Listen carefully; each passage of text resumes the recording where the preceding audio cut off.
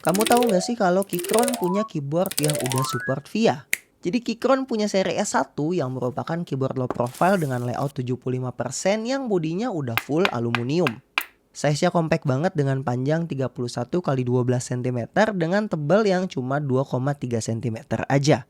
Keycaps-nya double shot PBT LSA profile yang cukup nyaman untuk dibuat ngetik lama, dan switch-nya udah pakai Gateron low profile yang bisa diganti-ganti dengan mudah karena udah pakai soket yang hot swappable, jadi nggak perlu solder-solder lagi. Backlight-nya ada yang cuma warna putih atau ada juga yang RGB.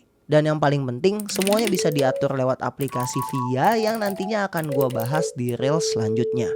Kalau minat, kamu bisa beli keyboard ini dengan harga Rp2.250.000 di marketplace kesayangan kalian dengan mencari kata kunci Keychron Indonesia.